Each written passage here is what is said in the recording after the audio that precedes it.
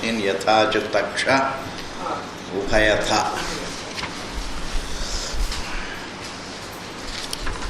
Just as a carpenter can assume kartrutvam, can assume a carpenter's role, and he can renounce it. By nature he is not a carpenter.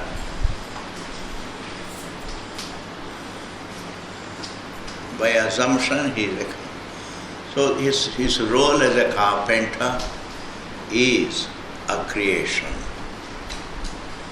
Whereas his role as free from carpenter, freedom from carpenter, free from being a carpenter is his nature.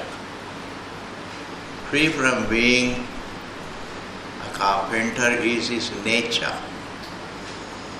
Whereas the role of carpenter is assumed. What is assumed doesn't become a part of his nature. Considering the role is only assumed. What is assumed cannot be an attribute. What is assumed, it is only assumed, it is just a label. It's not an attribute. So just as a carpenter, even when he is doing carpentry, he is not a carpenter by nature. By assumption, I am using this term assumption. By assumption he is a carpenter. By nature he is not a carpenter. By assumption means you assume a role. Like by assumption you are a mother. By assumption you are a father.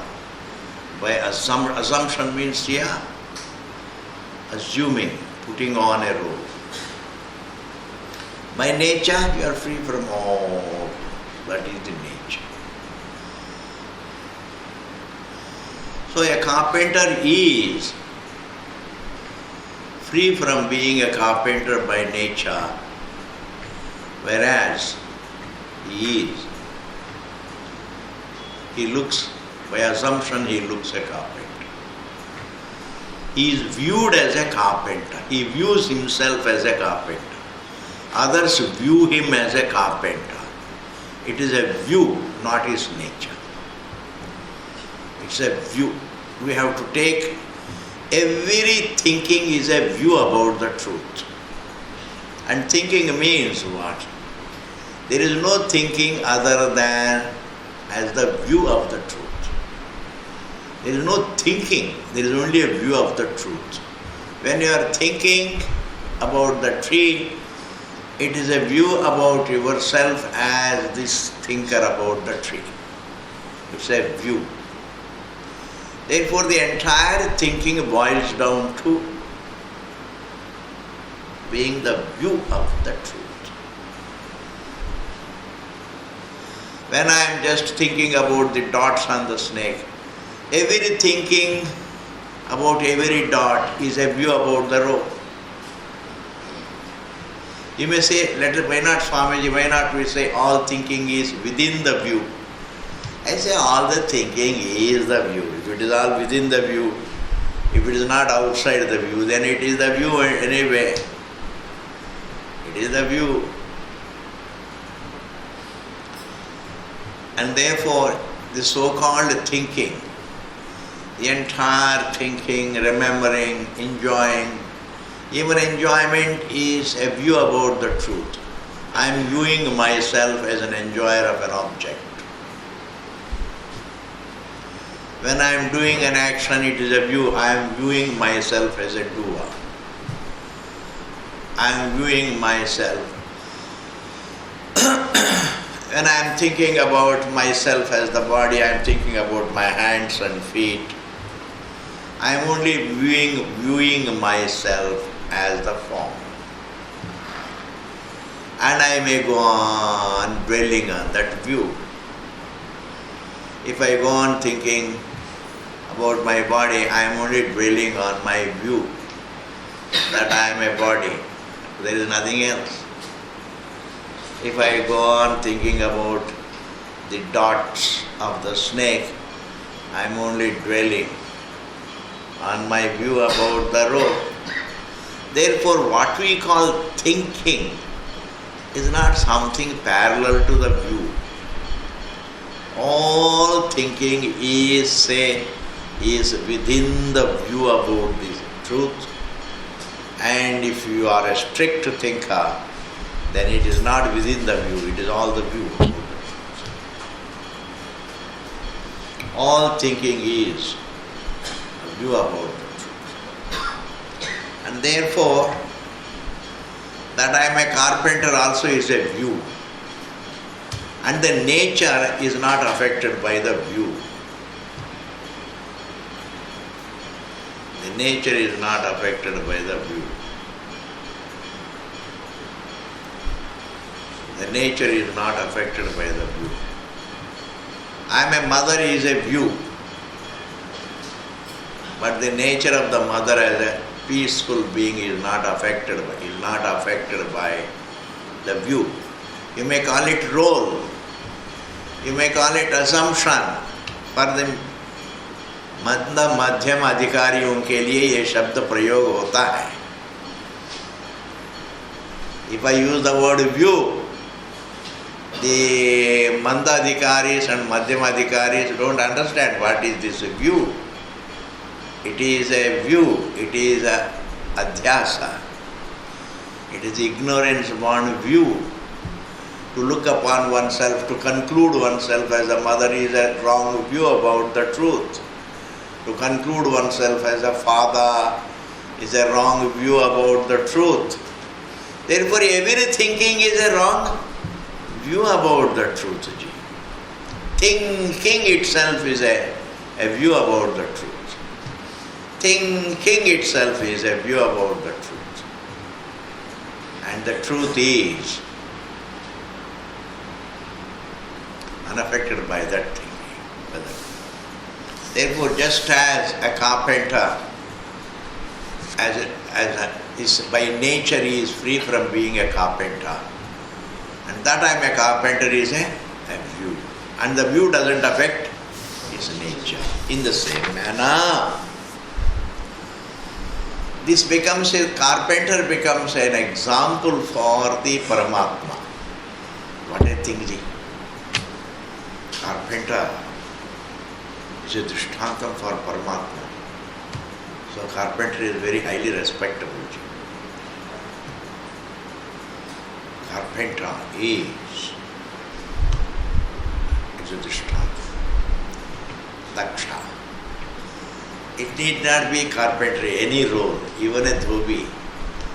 By nature he is Paramatma and he views himself as a dhobi, a washerman. By nature cannot be individual. Nature is always, by nature every conscious being is by nature peaceful, conscious being. By nature he is a non-dual, conscious being. But by view, he views himself wrongly as a mother, father, carpenter, washerman, Brahmana, Kshatriya, etc. These are all views. I am an Indian. These are all views about the same truth. And the view doesn't affect the nature. Just as the view of a carpenter as carpenter doesn't affect his nature of being free from the carpenterness. Similarly, Paramatma, even though it is viewed as Jivatma, that view, that I am Deha is a view about the Paramatma. Even when it is viewed, that view doesn't affect the nature of the Paramatma. This is the Drishtanta Dashtanta Bhava. The view doesn't affect the nature. And even in and through the view, the nature remains intact. A view doesn't replace the fact. A view about a fact doesn't replace a fact. Therefore,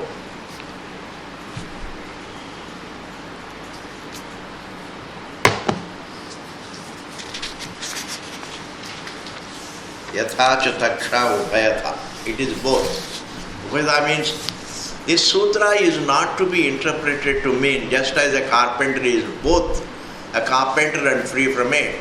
Similarly, Paramatma is both a karta and free from it. Aisa nahi. To be a karta is a view. To be free from karta is the nature. View is always in the form of thinking. And freedom from thinking is not a view. Freedom from thought is not a view. That is the nature. This is over, Ji. The next sutra. Paratu Tachrutehe Paratu Tachrutehe Paratu Tachrutehe. Karma phalam comes only from Param Brahma. Karma phalam. Even though I perform an action, does the action create result? Yes, the action creates result, governed by the law of karma.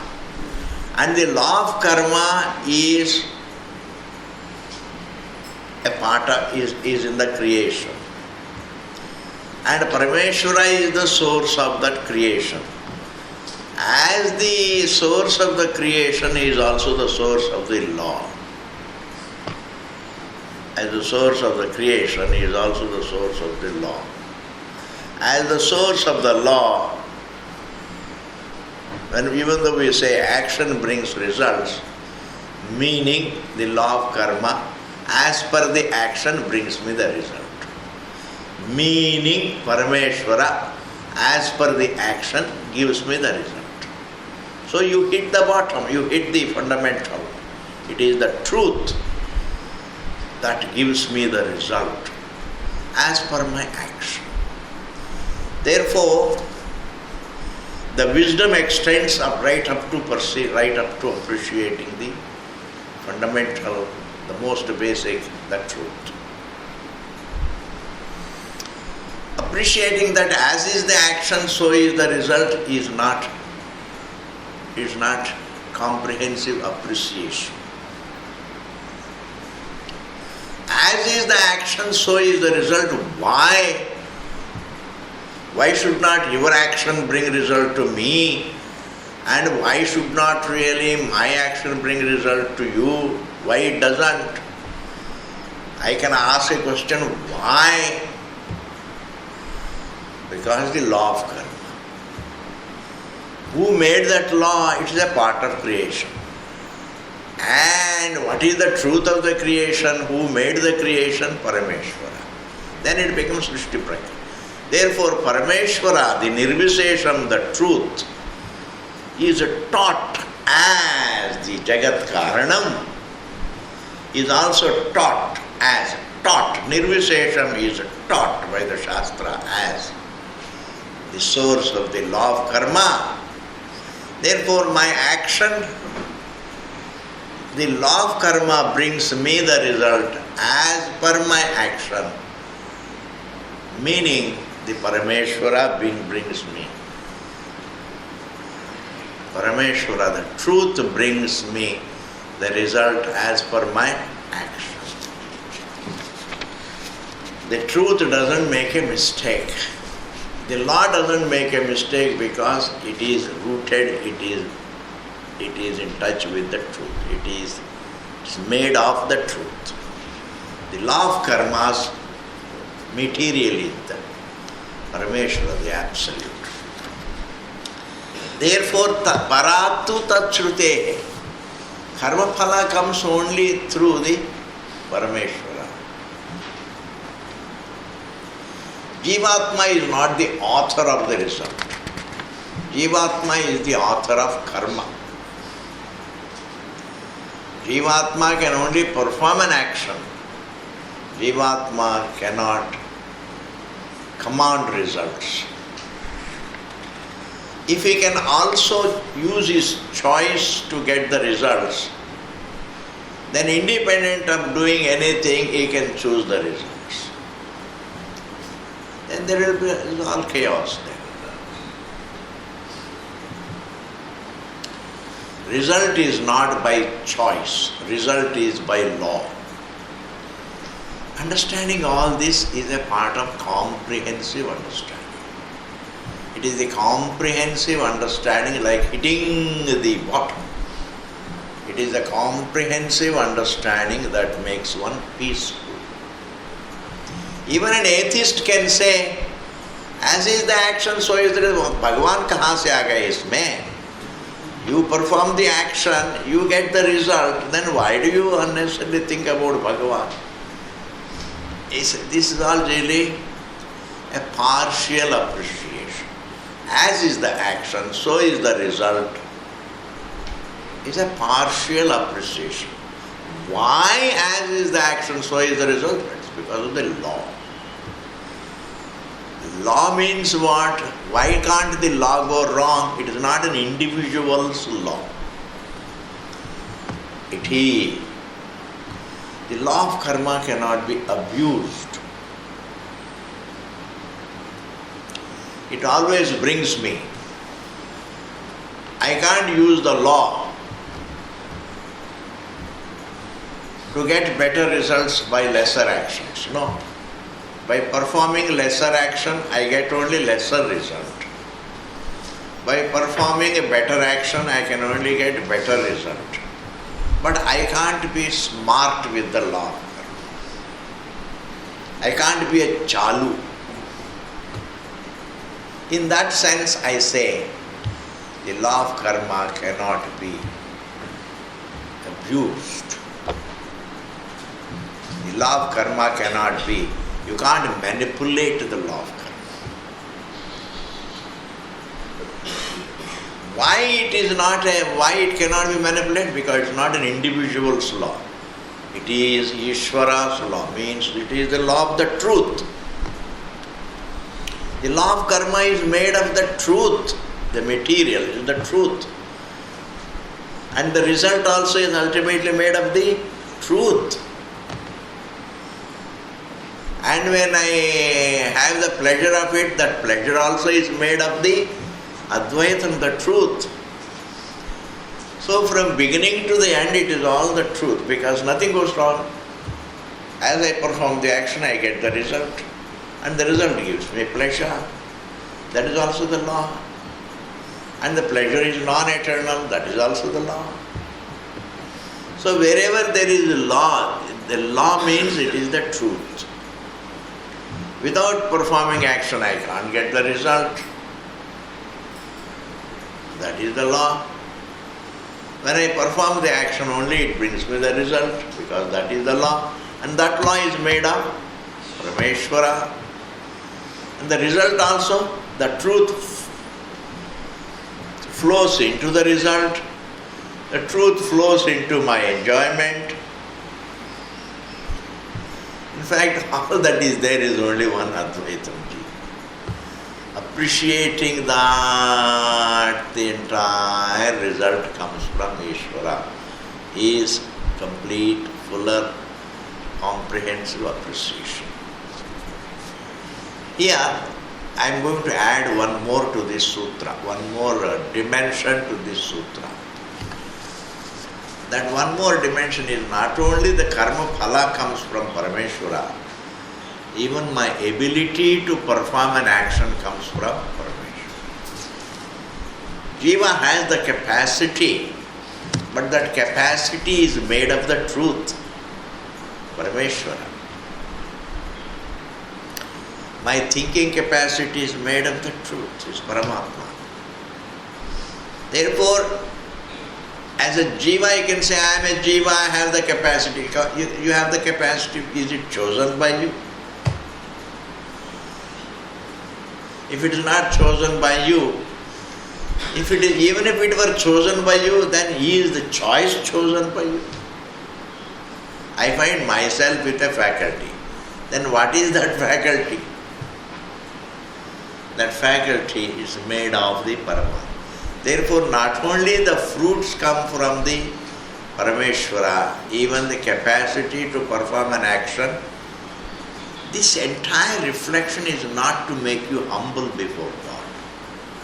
It is meant to make you understand that everything is one being, it's oneness. To understand the oneness.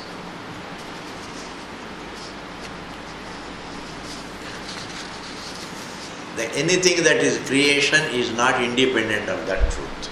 The law is not independent of the truth. The creation is not independent of the truth. The fruit is not independent of the truth. My enjoyment is not independent of the truth. My capacity to act also is not independent of it. Everything depends upon the truth. And I go one step ahead. It is made of the truth. It is a view of the truth. And every view about a fact, in a manner of speaking, it is made of the truth.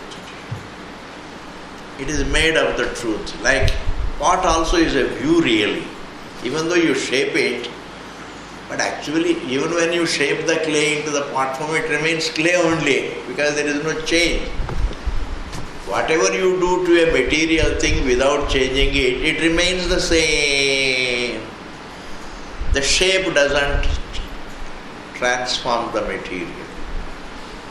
Therefore, without any change, if I see it a pot, then it is not born of the shaping. It is my view. I conclude that it is a pot, but it is a clay. It is clay. I call it a pot. I view it a pot. It is clay. I view it a pot. It is water. I view it as a wave. So that's also even what we call pot, the creation, also can be understood as a view. What we call the wave, generally for the Manda Madhyam Adhikaris, we say the wave is a creation, but it is a view. We call it a creation so that because it doesn't change, the water doesn't change. But that it is a wave is a view. Not only that it is a snake is a view, even that it is a pot is a view. It's a view. Similarly, the law of karma is a view, call it view or creation. The world is a creation, karma phala is a creation, and the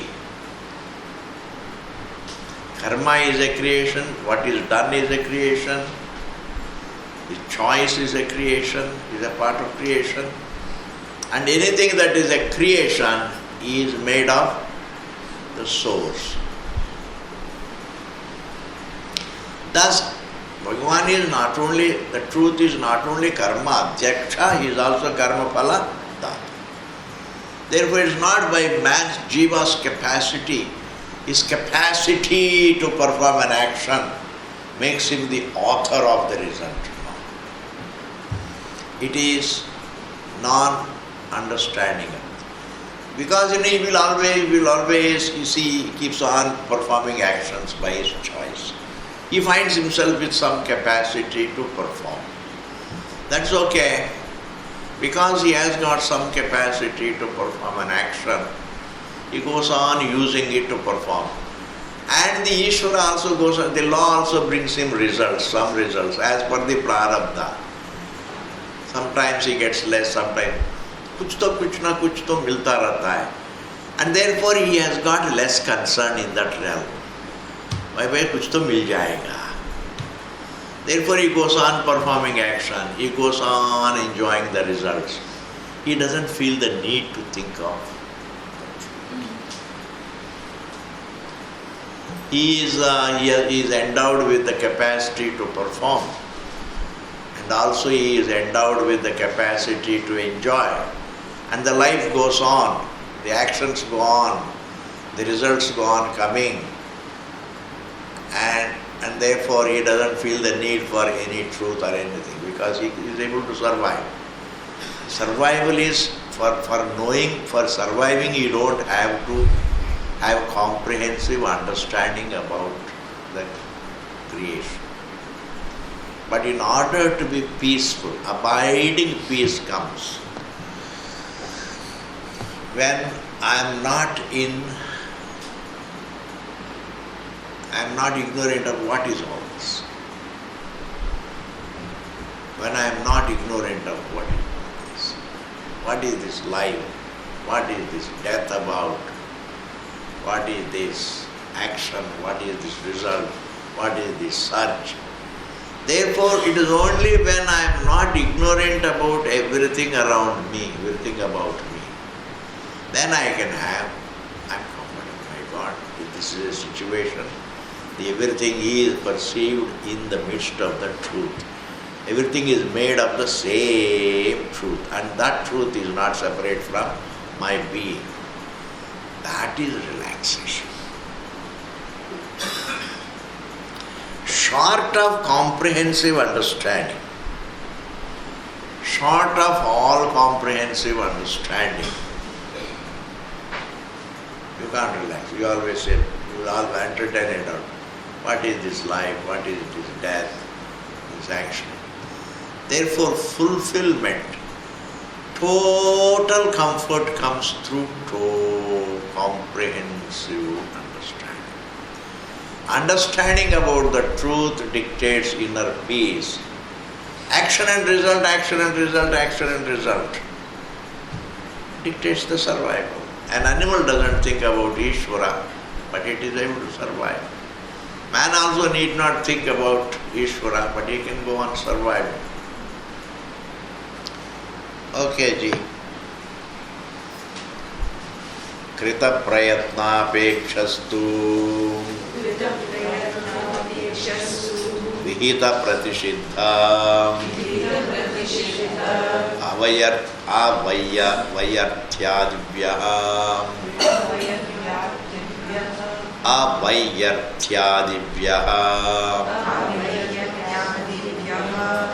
Vayarthya means vyarthata. Vyarthata means futility,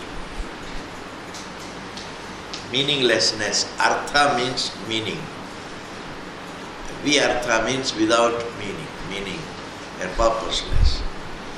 If all the do's and don'ts mentioned by the Shruti have to be meaningful, then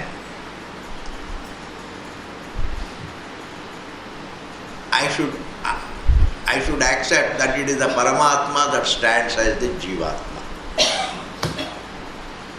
Unless there is a Jivatma, the do's and don'ts don't work. You don't teach the do's and don'ts to the Paramatma as Paramatma. All the do's and don'ts are taught to the Jivatma as Jivatma.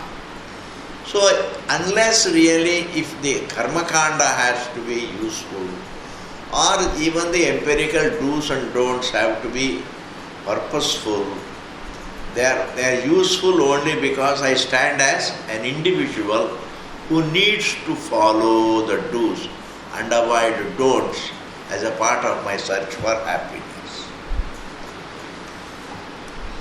And also, as an individual, I perform an action and the result comes from the truth. Now, one may think if Bhagavan gives you the result, some people get good results, some people don't get good results. This is all that a layman can think about. I say, Paramatma gives you the result as per your action. Paramatma gives the other person also the result as per his action. Neither God's grace is independent of human action, nor the fruit that he gets is independent of. The fruit that you get is never independent of the action done, is never independent of the law of karma, is never independent of Parameshwara. And therefore, krita prayatna apekshastu depends upon human effort. Human results they are dependent upon human efforts. Therefore, God doesn't have any bias. If He has any bias for or against someone, then He cannot be the truth. Therefore, the truth gives me the result as per my action. The truth gives me the right result or the wrong result as per my action. And therefore, Bhagavan is not biased. He doesn't have what we call, he has no, he is not cruel. He is all, na vaishamya nairgrinyayo. He has no bias for or against any individual. He has no nirgrinata, he is not cruel also, because he always gives you the result as per your action. If you imagine that God can be cruel, then you lose trust in Him, then you develop dislike. And truth cannot be an object of like or dislike. Like by definition is something that can change, that can be replaced by dislike. Dislike is something that can be replaced by like. Keeping in view that kind of definition, we say truth is neither an object of like nor an object of dislike. It only is. It's not an object of thought, ji. If truth is not an object of thought, then it cannot be an object of love or hatred. Even when we say everybody has the desire for happiness, in fact it is more in the form of desire to be free from unhappiness. Unhappiness can be an object of dislike. The dislike for unhappiness is interpreted as the like for happiness. Koi baat nahi. These are very, very subtle things. You have to follow what I am saying. The dislike for unhappiness is interpreted as like for happiness. Otherwise, happiness is not an object of like or dislike. It is one's own nature. To be. It is not an object of thought. Happiness is not an object of thought. If happiness is not an object of thought, then it cannot be liked or disliked.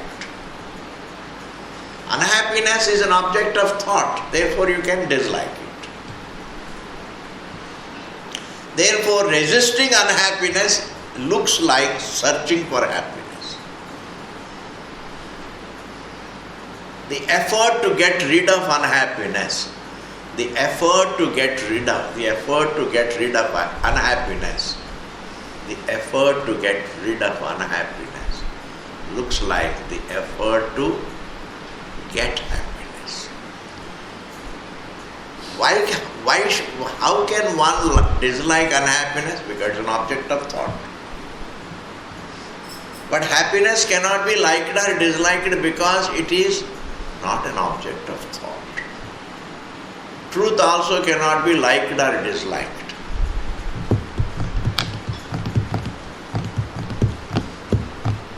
Therefore, if Bhagavan is cruel, cruelty can be a thought. Bias is in the form of a thought, and truth is free from thought. If it is free from thought, how can he be cruel? Being cannot be cruel, to be existence cannot be cruel, existence cannot be biased. Therefore, these are all points to be slowly understood. Therefore, krita prayatna apekshastu. Therefore, if you are rich, some past karma is exhausting itself. If you are poor, Some past karma is exhausting itself. No pleasure without exhausting the past, no pain. Every pleasure exhausts the past. In every pleasure there is exhaustion of some past. In every pain there is exhaustion of some past. Because there are no free pains or free pleasures. Every pleasure is the result of some karma. Every pain is the result of some karma. This is as per one's own karma, the pleasures and pains. Therefore, don't look upon the truth as biased or cruel. But when man is extremely unhappy, he is prone to blaming Bhagavan. God has not given. But his thinking doesn't change the nature of the truth. Even if I think that God is cruel, he is not cruel. It's my error about the truth. Even if I think that God is biased, he is not biased. It's my error about the truth. And therefore, vihita pratishiddha vayarthyadibhyaha.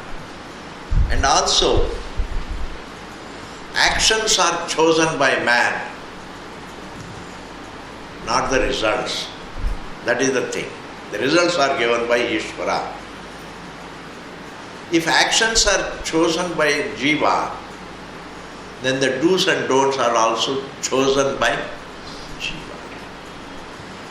All actions depend upon human choice. If I follow the do, it is by my choice. If I avoid the don't, it is by my choice. The results are taken care of. In that sense, the choice is all important in human life. An animal cannot choose, therefore it doesn't also have, it cannot perform any choice-based karma. If a tiger kills an animal, it's not by its choice. That is how it is. It cannot choose. It's not choice. That is its instinct or impulse or whatever. That is how it is made. But a human being is made to choose. Therefore, his actions are chosen by him. But he can't choose the results. If he can choose the results, then he doesn't have to perform any action. Therefore, bhoktritvam is always presupposes kartritvam. He is always karta and bhokta. His kartritvam dictates his bhoktritvam. There is a pratipatti krama. Kartritvam and bhoktritvam, there is a pratipatti krama. Presupposing the kartritvam is the bhoktritvam, not kala krama. If a person, without kartritvam, if a person can have bhoktritvam, then it becomes really a law of karma gets, everything becomes questioned. Without an action, there is no result. Without the result, there is no bhoktritvam. Therefore, bhoktritvam, enjoyment presupposes action. It presupposes action. If a man is enjoying in this life, it presupposes some action before. There cannot be bhoktritvam without presupposing the kartritvam. And therefore, in order to see that the vidhis and pratishiddhas, if the do's and don'ts have to be purposeful, then the jiva, then all actions must be appreciated to have been made only by choice. Actions are made by human choice. Actions are not made by God's will. God's present doesn't trigger actions. Choice triggers actions. Results are dictated by the law of karma, meaning Ishvara. This is over, G. Even if we go on seeing this point, it will be only this much. Actions are done by choice. The results are dictated by the law of karma. The results are dictated by the law of karma means that we can also say the results are given to me by Ishvara. Swamiji used to say it is a very graceful way of saying. Instead of saying, my actions have brought the results, a graceful way of saying is, it is by God's grace I get the result. God's grace means, God's grace is always dependent upon my behavior, my action. Even prayer is an action. It can bring me some grace. Prayer is an action. It can bring grace. Therefore, prayers never go waste, because a mental deed is dictated by the law of karma.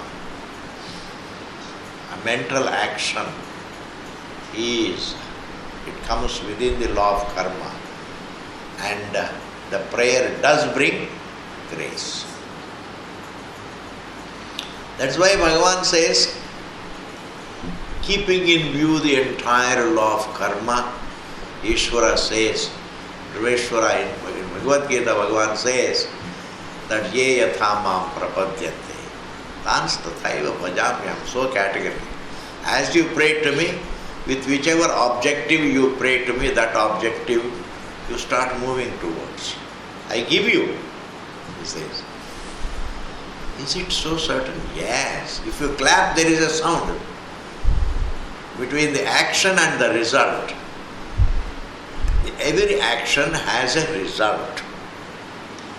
That is no uncertain. That is certain. But sometimes my results are edited by my past. And therefore sometimes I get less results, sometimes I get more results. Because the result of every action is edited by my past.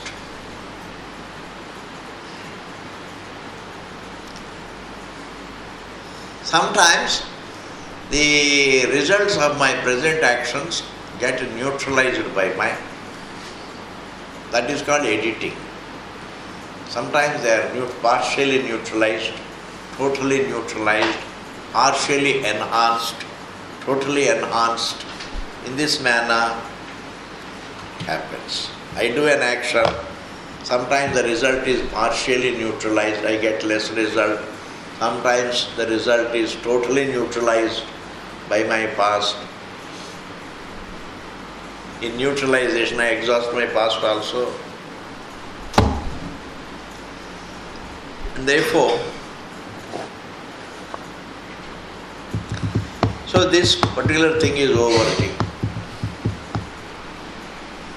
Then comes, there is a very beautiful sutra here. Amshaha Nana Vyapadeshat Anyatha Chapi Dasha Hitavaditvam Adhyate Eke Amshaha. It said, man is a part of God. The Jiva is a part of God. It is not a philosophy. When we say the way we, a part of water, is not a philosophy. It is meant to say that wave can't exist without water. But it is not another school of thought. A statement of oneness A statement of non-separateness has been misread by some of the acharyas and created another school of thought, Amshavada. Jiva is an Amsha of Ishvara. That means Jiva is not Ishvara. Jiva is only Amsha of Ishvara. This becomes a school of thought. A school of thought says Jiva is only an Amsha, is only a part of God, is only a part of the truth, is not the whole truth. Wave is only a part of water, not the whole of water. It's a part. So it becomes another school of thought. But the Shruti is only saying, in my view, the Shruti is beautifully saying that there is nothing which is not a part of the truth, means nothing is separate from the truth. Here we are not talking about the Amsha, or is it a part of the truth, or is it the whole of the truth. That is not what the Shruti is talking. Shruti is only saying, sir, there is no Jiva which is not a part of the truth. Which is not a part of the truth means which is never separate from the truth. Therefore, the Shruti says every Jiva is a part of the truth means is not separate from the truth. Bas. Then we come to say what is not separate from the truth is the whole truth. That is Siddhanta. Whereas a school of thought says Jiva is not separate from the truth, all right, but it is not the whole of the truth, it is only a part of it. It's not separate, not only it is not separate, but it is only a part of the truth. It's not the whole of the truth. Whereas the Shruti is not interested in talking about it being a part of the truth, or the whole of the truth, because that problem was not there in the mind of the Shruti. It says everything is the truth. Everything is a part of the truth means everything is the truth.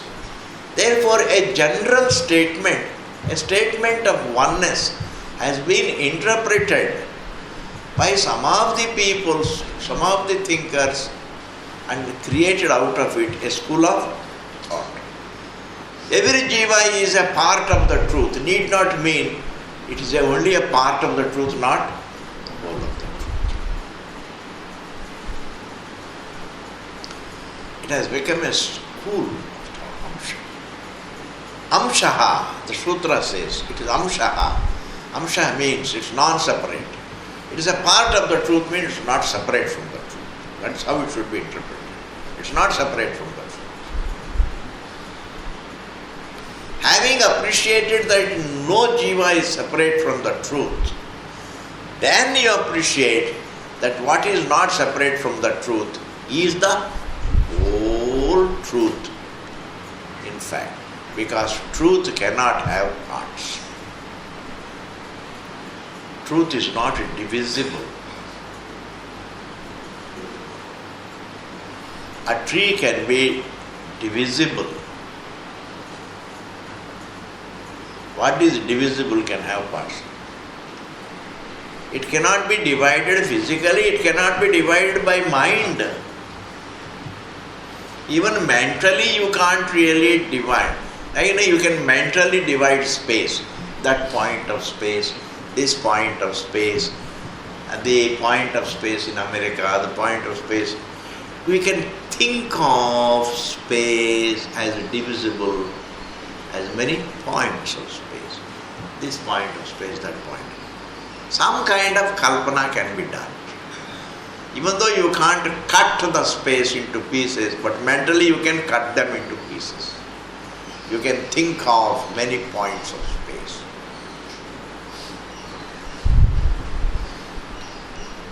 Yeah, it is one space, but you can think of this part of space, that part of space, and so on. But truth, you can't even think of that part of the truth and this part of the truth. This part of the knower and that part of the knower you can't think. Because the very thinking of that part and this part are illumined by the knower. it's not. And therefore, what is not separate from the truth can never be a given part of the truth. It is a part of the truth, not a given part of the truth. It is a part of the truth means it is the whole, it's non-separate. Non-separateness is conveyed by the word amsha, please. Non-separateness. Man is a part of God means what? He is not separate from. He is not separate. He is not independent of Bhagavan. He is a part of truth means he is not separate from the truth. Meaning what? Having said that it is not separate from the truth, then the Shruti itself says, what is an amsha of the truth? That amshatvam is adhyasa. By nature it is the truth. By nature it is the whole truth. The wave is a part of the ocean, means the whole of, as water is the whole of the ocean. There at least every drop of water is divisible from the rest of the water. Every drop of water in the ocean can be a part of the ocean. Literally a part, not the whole. It's a part of the ocean. Every drop of water is only a part of the ocean, not the whole of the ocean. You can say because the ocean is divisible into many drops. But the seer, the one who is aware, cannot be divided. You can't even visualize various points of the seer. This is where your genius has to come to you to understand. A person who is an observer doesn't have many points. Any point becomes really thought of that is observed. The conscious being cannot be divisible. It is ekarasam. It's ekarasam means you cannot divide. I can imagine various points of this space. I can't imagine various points of the one who knows.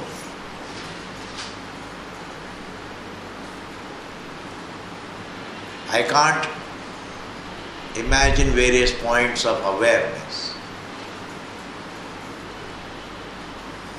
Consciousness illumines various.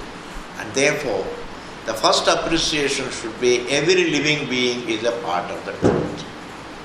And anything that is a part of the truth, and every jiva is a part of the truth, and every jiva, by nature, it is the whole of the truth. Why?